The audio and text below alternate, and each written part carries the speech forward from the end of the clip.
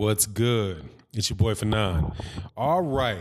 Look like we're going to get a real good fight out of Canelo Alvarez on Cinco de Mayo. Canelo Alvarez versus Daniel Jacobs, according to BoxingScene.com, is official. And I'll take that, man. I'll take it.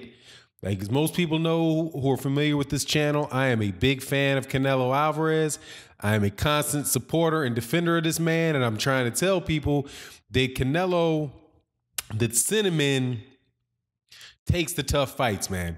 He takes the tough fights, and obviously DAZN is putting pressure on these cats to make sure that they make the tough fights, and this is a good one, man. Daniel Jacobs is I do believe he's the IBF middleweight champion, and Canelo Alvarez is the WBA and the WBC champion. So, man, this is a good, man. This is going to combine three of the four belts in one. And hey, man, I got to take it. I take it. Now, before I get into what I think is going to happen in the fight and what this means for the middleweight division, let me thank you once again, subscribers, for tuning into the channel. If you're not subscribed, I hope you would accept my invitation to subscribe and hit the bell icon so that you can be notified of when we release more videos. And when we do the live streams in the morning, we usually do them around 10:15 a.m. Central Standard Time. And also check out the channel on Patreon. We've got other content over there that we do outside of the YouTube channel, and I think you'll enjoy that as well. And that invitation is pretty much my usual subscribers with who I chop it up on a daily basis. Now, let me read the comments, and then we'll get into talking about it. But I'm amped, man. I'm amped. This is a good thing, man. He said, I'm happy to announce, this is Canelo Alvarez, I'm happy to announce my next fight during the festive weekend of Cinco de Mayo. I will unify my middleweight titles against Daniel Jacobs on one of the most important dates that belong to me. I have no doubt that I will be victorious and that I'll be one step away from becoming the undisputed middleweight world champion. And what better way to watch it than on the tremendous platform as DAZN and making me get all that dough. All right, so Daniel Jacobs says, this is an opportunity I've been waiting for, the opportunity to achieve greatness inside the ring. I have always believed I can beat Canelo, and on May 4th, live on DAZN, I will get my chance to play it out.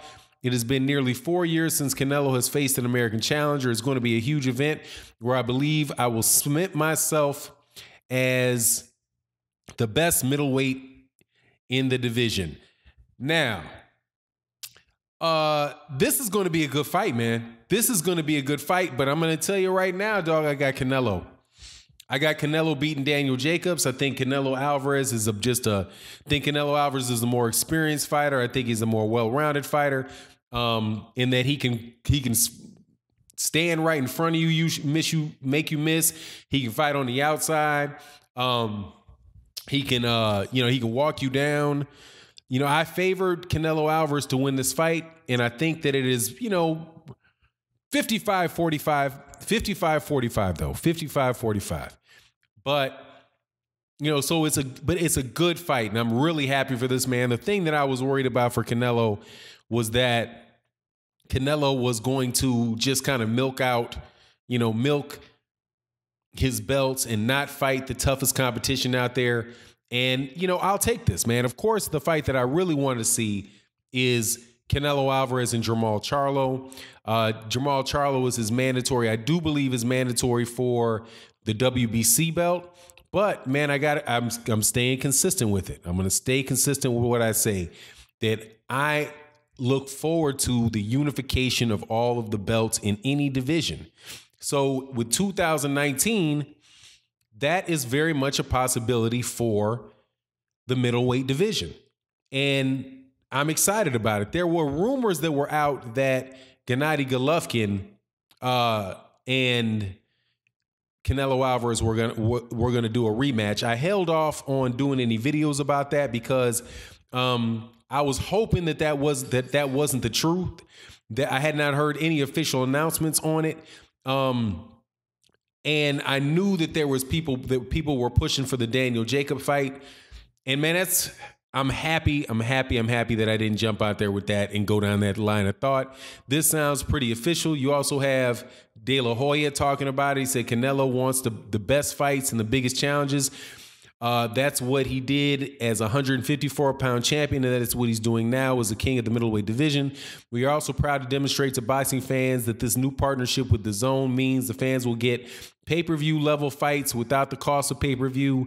Golden Boy Promotion is continuing to promise to make the sport accessible as possible by putting a champion versus champion fight on the platform. Man, you ain't got no choice, Oscar. Don't act crazy now. Y'all wouldn't be saying that if HBO hadn't cashed out, dog. They just paying for it up front. But we'll see whether or not this is going to get people to sign up for DAZN enough so that it's going to really be making it. It's really going to make it worth their while. Now, the other piece that's still out there in the middleweight division, obviously, is the WBO belt, which is held by Demetrius Andrade. And his fight, he has a fight coming up, I do believe this weekend, which not a lot of people are talking about because it's just not really a lot of, there wasn't very much of a push about it, man. What is it? Arthur Akavov, 19-2 with 8 KOs. So, this looks good. I mean, this looks good for the middleweight division, man. I have no problems with this, man. I have no problems with this. This is a good look for Canelo, and obviously, Golden Boy, DAZN is pushing for this to happen. They haven't really had anything to speak of on DAZN that people were really excited about. That I was excited about. Apparently, obviously you have the fight that took place. The two best fights I think that have happened on DAZN so far are probably the Anthony Joshua Alexander Povetkin fight and the fight in the World Boxing Super Series with Alexander Usyk in that final against Murat Gassiev. I was amped about that. Also, the World Boxing Super Series, but when the World Boxing Super Series, hit a bump and they haven't quite yet announced what the next round of fights are going to be, when they're going to be, it makes it maybe kind of, suspicious, man. The DAZN was, wasn't getting it done, man. But this is a good one, man. This is a really good one. Again, I give the edge to Canelo. And this might allow Canelo to once again, because people familiar with with my channel know that I vacillate. I switch between Terrence Crawford being number one pound for pound and Canelo Alvarez being pound for pound number one. The biggest advantage that I think that Canelo Alvarez has over Terrence Crawford is obviously the resume, right? And to have him fight if he's able to beat Daniel Jacobs, then I would say that's just another top quality guy that he would have on his resume. Now, it's not a guarantee that he's going to beat Daniel Jacobs, because I think Daniel Jacobs can has a little more variety to his game than Gennady Golovkin. He's also not as long. He's also not as long in the tooth. He has the ability to box. I do believe in box moving backwards a little better than Gennady Golovkin. But we'll see. We'll see. But if Canelo Alvarez is able to pull this out and get the 3 belts, and then he's able to fight Demetrius Andrade, that fight to me really is the most dangerous fight for Canelo Alvarez.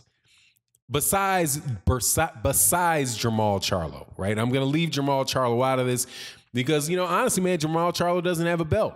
And as much as I like Jamal Charlo, and I think that despite what other people say, I think his showing against Matt Korobov, all things considering, was a pretty dang good performance, man. Korobov was no soft touch, man. Korobov was no soft touch, man. That dude can box. He was a very difficult southpaw counter puncher, and he pulled that out. But, unification of all these belts have to trump. They have to trump the mandatory. But and I think that the style of Demetrius Andrade, the hand speed and the hand speed of Demetrius Andrade, and just the slickness of Demetrius Andrade, I think that of all these guys, I think that he would probably cause Canelo Alvarez the most trouble. But hey, look, man, I'm excited about it, man, and I can't wait for May 4th. You know, all the fact that Daniel Jacobs was represented by Eddie Hearn, Eddie the arch deceiver Hearn, doesn't even bother me that much, man, because I know who's really making the fight. It's that the ball is in the court of Oscar De La Hoya, and when these guys say they're going to pay all that money, they mean we need to see the best fights. All right, we're not going. You got your Oscar. You got your what's his name? You got your Rocky Fielding fight out the way. Now, hey man, you got to step up and try to unify these belts and take the most difficult fights if your money is going to be guaranteed like that. Anyway, it is what it is, and with that, I'm out. Peace.